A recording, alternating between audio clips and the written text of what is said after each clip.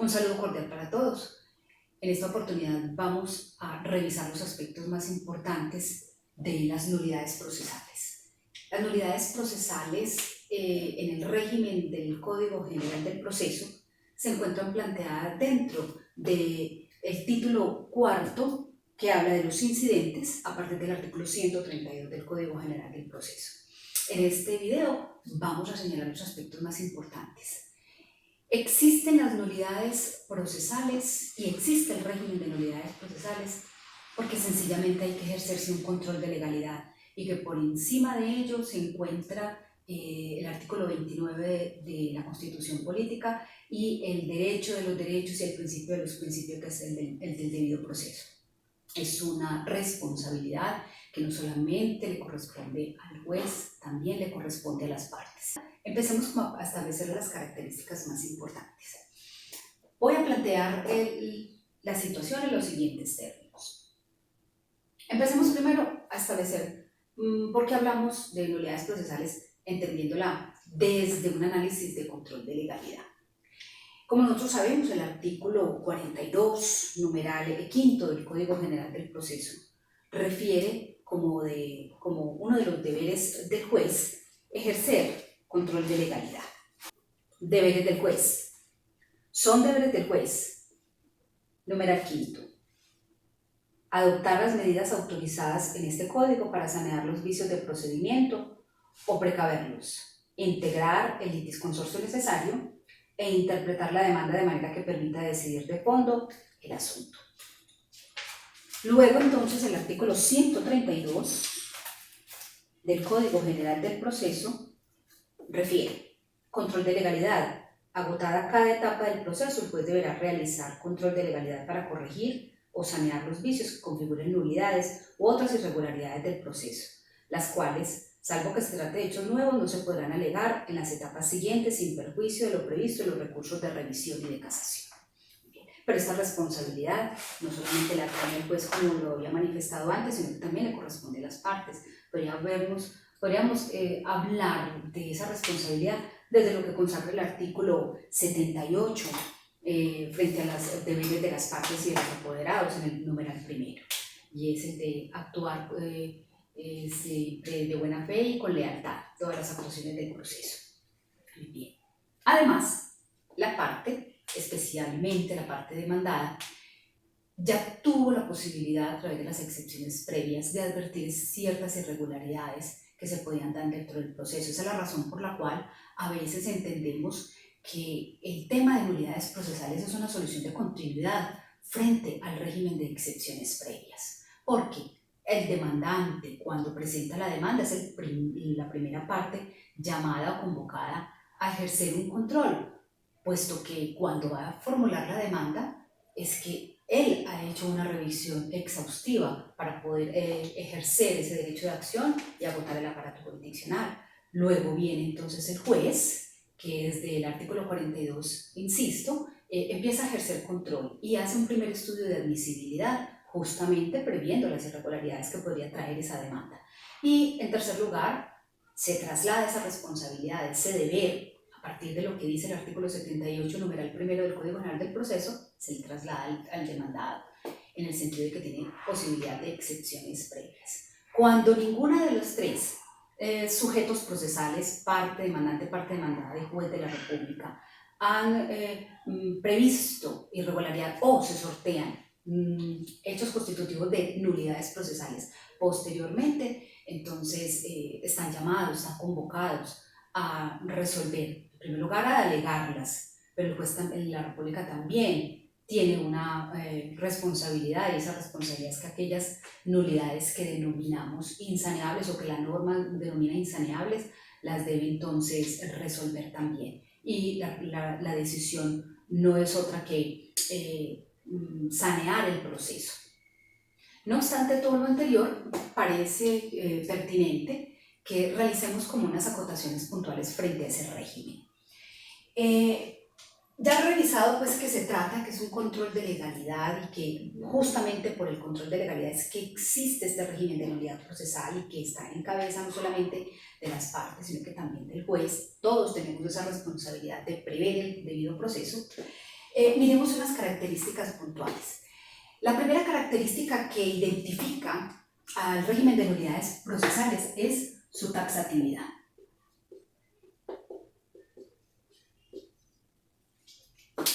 El artículo 133 del Código General del Proceso señala las causales o los hechos que se constituyen como una nulidad.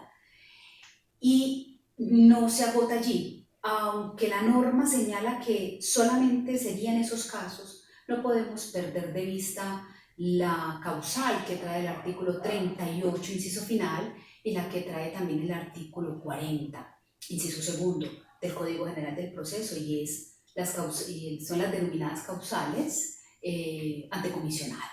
Estas causales no las consagra el artículo 133. En ese orden de idea, la taxatividad significa que se debe ceñir un alegato de nulidad procesal, venga de la parte demandante, venga de la parte demandada, del incidentante o del incidentado, debe entonces estar plasmada o debe circunscribirse a los hechos constitutivos o a las causales que determina el artículo 133, sin perder de vista que cuando es a través de comisionado es por extralimitación de funciones o por falta de competencia territorial. Otra característica es la formalidad. ¿Qué significa esa formalidad? La norma señala que uno de los requisitos indispensables es señalarle dentro del escrito, señalar la causal, porque de lo contrario podría haber un rechazo de plano del alegato de nulidad procesal, y hay que señalarle un trámite de acuerdo con lo que dice el artículo 134. Dice el artículo 134 en el inciso cuarto: el juez resolverá la solicitud de nulidad previo traslado, decreto y práctica de las pruebas que fueren necesarias. Y, de acuerdo con lo que establece el artículo 133, inciso primero, el proceso es nulo en todo o en parte solamente en los siguientes casos. En ese orden de ideas, entonces hablamos de formalidad cuando señalamos: solamente podrá quien alega, el sujeto que alega, la parte o el vinculado al proceso, facultado para ello, legitimado, debe consagrar en primer lugar la causal expresa. Debe plantear entonces los motivos que lo llevan a ello y aportar pruebas. Esa alegación tiene que ser expresa. Y debe hacerlo entonces bajo los parámetros del artículo 134, en el sentido de que el juez de la República también debe respetar entonces un ejercicio de contradicción, porque a ese alegato debe hacerle traslado a la otra o a las otras partes o los otros vinculados y practicar pruebas si le corresponde. De la misma manera tendríamos que decir que como las nulidades procesales se pueden alegar en cualquier tiempo, es decir, dentro del proceso, incluso con posterioridad a él, en las etapas de ejecución de las providencias judiciales, debe ser importante considerar que es necesario que sea por escrito o verbal. Es pertinente o prudente que pueda hacerse por escrito o verbal. Sabemos que dentro del principio de oralidad, todas las irregularidades y todas las actuaciones procesales se deben agotar en audiencia. Pero también es cierto que hay unos procesos judiciales cuyas actuaciones no todas se realizan dentro de audiencia. Y en ese orden de ideas entenderíamos nosotros que las nulidades se alegan en oralidad y se resuelve en oralidad, pero también podría ser por fuera de oralidad, y es allí donde también hay que considerar la posibilidad de los traslados y de la decisión. Esto es importante considerarlo porque no es un trámite incidental, es un trámite que hay que hacer con respeto al principio de contradicción. Ahora revisemos la característica de la legitimación, es decir, frente al sujeto. La norma en los artículos 135 y 136 desarrolla en la figura de la legitimación en el entendido de que no podrá alegar la nulidad procesal la persona que no se ve afectado con ello. Dice la norma: No podrá alegar la nulidad quien haya dado lugar al hecho que lo origina, ni quien omitió alegarla como excepción previa, si tuvo oportunidad para hacerlo, ni quien después de ocurrida la causal haya actuado en el proceso sin proponerla. Y luego vienen el artículo 136 que habla del saneamiento de la nulidad y ante el comportamiento de aquella persona que se vio afectada, pierde entonces su legitimación. Legitimación en el entendido de que sea la persona interesada o afectada con el hecho, pero que no puede ser la originaria o la que motivó, propició el hecho que produjo la nulidad, o que su comportamiento sobrevenga pese a la situación, a la afectación al debido proceso, haya un comportamiento y una actuación dentro de ello, pierde la legitimación.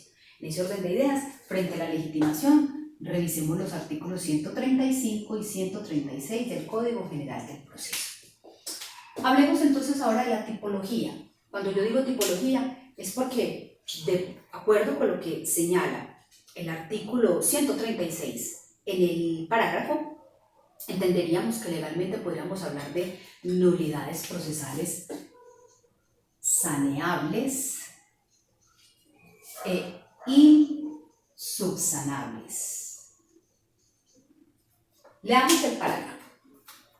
Las nulidades por proceder contra providencia ejecutoriada del superior, revivir un proceso legalmente concluido o pretermitir íntegramente la respectiva instancia son insaneables.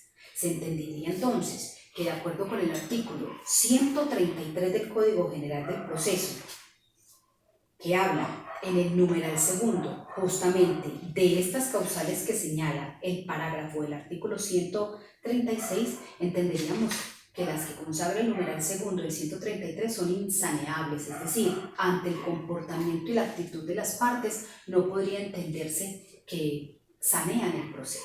Es necesario decretarse por el juez y entonces en el auto que resuelve la nulidad, como lo señala el artículo 138 del Código General del Proceso, debe comprender entonces y debe manifestar la actuación que deberá ser objeto de renovación. El auto que declare la nulidad indicará la actuación que debe renovarse. ¿Qué significa entonces insubsanable? Es que el juez de la República debe decretarla y que el comportamiento de las partes no puede llevar, comportamiento de los sujetos involucrados al proceso no puede llevar a un saneamiento, es decir, hacer caso omiso porque no hubo dicha irregularidad. El juez debe decretarla y debe manifestar en ese auto cuál es el acto procesal o las actuaciones que deben renovarse. Cuando hablamos entonces de saneables es porque, insisto, las partes ante su comportamiento, su actitud, es decir, porque la convalidan, porque actúan dentro del proceso, porque pierde la posibilidad entonces de realizar el alegato o de manifestar su alegato de nulidad, o porque el juez de la República, como lo señalo yo aquí, advierte de esa causal y las partes guardan silencio.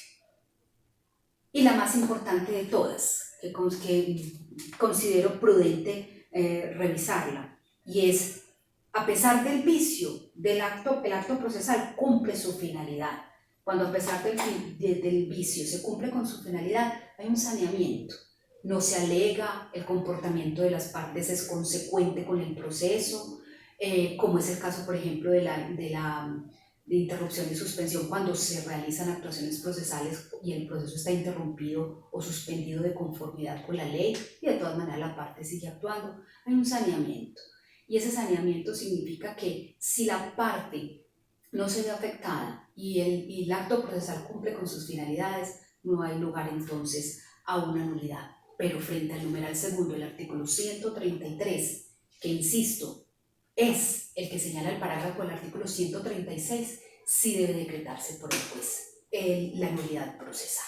Y es que estamos hablando de unas situaciones bastante considerables, bastante trascendentales en el proceso. Estamos hablando de la posibilidad de pretermitir una instancia o que un juez de la República vaya en sus decisiones en contra de lo que dice el superior jerárquico.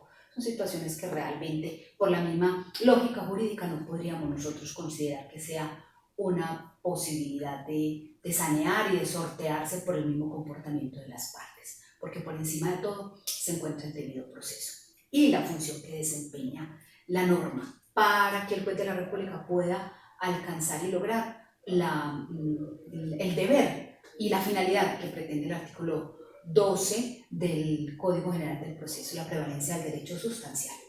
Muy bien, ahora revisemos esa advertencia del juez. Cuando habla la norma de la advertencia, está manifestando el juez de la República al revisar, porque permanentemente está ejerciendo ese control de legalidad, se lo dijo el artículo 132, se lo manifiesta el artículo 42 y también insiste la normativa en el artículo 372, numeral octavo del Código General del Proceso. Ya antes de pasar a la etapa de los alegatos de conclusión y de la sentencia, antes de fallar, debe nuevamente revisar y realizar ese control de legalidad. El artículo 132 y 372, numeral octavo, coinciden en su redacción, coinciden en el tenor.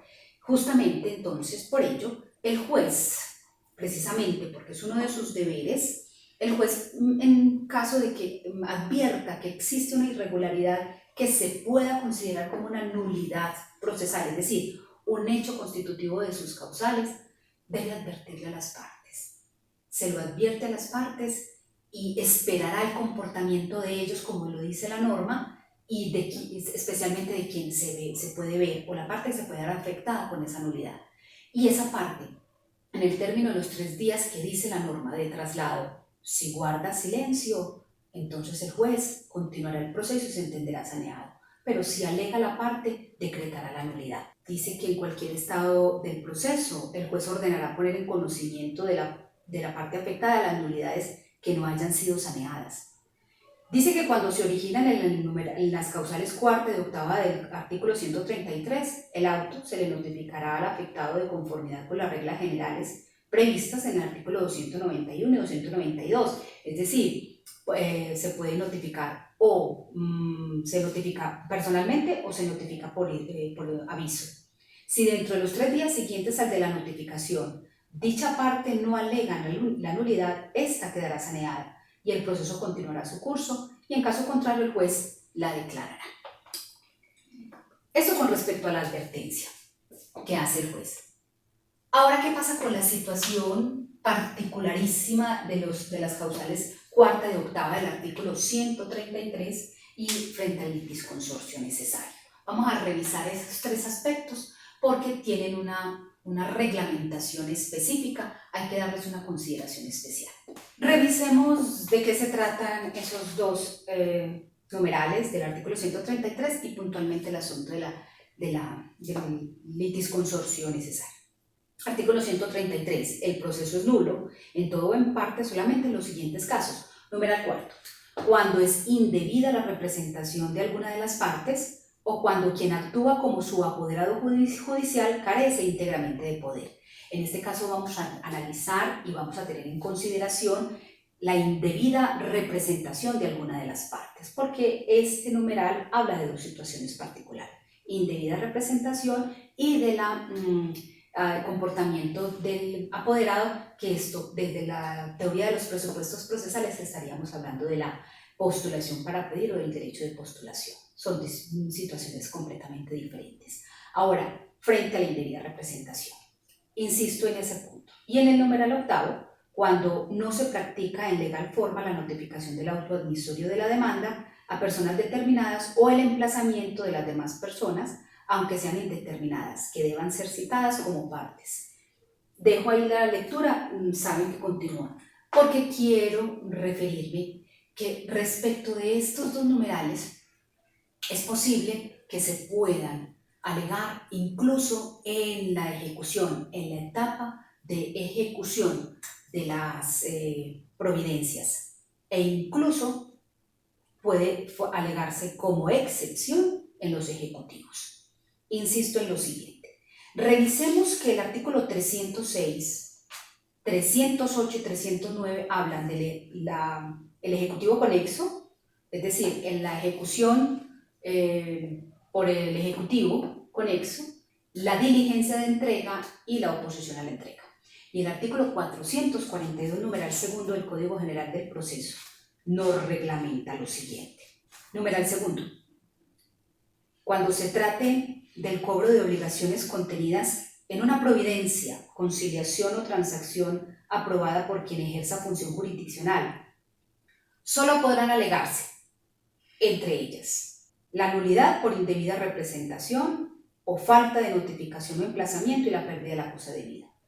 Es decir, se alegan como excepción en los ejecutivos y se alegarían entonces también como excepción, obviamente, es lógico concluir, en los ejecutivos conexos. En la diligencia de entrega, que es una modalidad de ejecución de providencia judicial, la diligencia de entrega, recordemos que es una diligencia que va encaminada a la ejecución forzosa de una obligación de la entrega de un bien inmueble o un mueble, porque frente a los muebles tiene la parte interesada y quien salió avante con la providencia judicial la posibilidad o de pedir el ejecutivo conexo o la diligencia de entrega. Y cuando se trata de inmuebles hay que hacer es diligencia de entrega. Insisto que es posible entonces alegar estas causales también en los trámites de ejecución.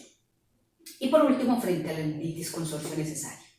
Frente al litisconsorcio necesario, recordemos que el Código permanentemente nos está haciendo un recorrido de su importancia. Es un deber del juez integrar el litisconsorcio necesario, como lo leímos ahora en el artículo 42. Pero también debe integrar el contradictorio en el autoadmisorio de la demanda, como lo dice el artículo 90 del inciso primero. Y el artículo 372, numeral octavo, le insiste que tiene que integrar el litisconsorcio necesario, si ve la necesidad, pues en ese momento antes de fallar. Y el artículo, puntualmente, en lo que respecta al régimen de nulidades, el artículo 138 nos señala que cuando está en expediente ante el superior jerárquico, y ese superior jerárquico, entendemos que es por un asunto de trámite, de un recurso de alzada, de un recurso de apelación, cuando se encuentra entonces en el despacho del superior jerárquico y superior jerárquico encuentra que hay que integrar el litisconsorcio necesario, anula la sentencia. Es decir, que no es que se anulen los hechos posteriores, no, se anula la sentencia y ordenará entonces la suspensión del proceso de las actuaciones realizadas para que sea citado entonces el litisconsorte necesario y pueda surtirse entonces una sentencia ajustada a derecho. Lo último que tendría que revisar es frente al trámite y al recurso de apelación y excepcionalmente solo de reposición del auto que resuelve la nulidad. Dice el artículo 321 del Código General del Proceso en el numeral sexto, y dice que también son apelables los siguientes autos proferidos en primera instancia. Dice el numeral sexto, el que niegue el trámite de la nulidad procesal y el que la resuelva. Entenderemos entonces que un proceso de primera instancia donde se alegue una nulidad, el auto que resuelva o negándola o accediendo entonces al alegato de nulidad y por consiguiente ordenando que se subsanen y que se logre el debido proceso y se sanee el proceso, es apelable. No obstante, se puede hablar de un rechazo de plano y es cuando no cumple con los requisitos de forma el alegato de nulidad, es posible que se rechace de plano. También lo vamos a ver entonces en el comisionado.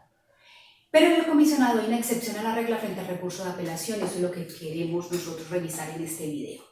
El artículo 38 y el artículo 40 del Código General del Proceso habla de las otras dos causales de nulidad ante comisionado.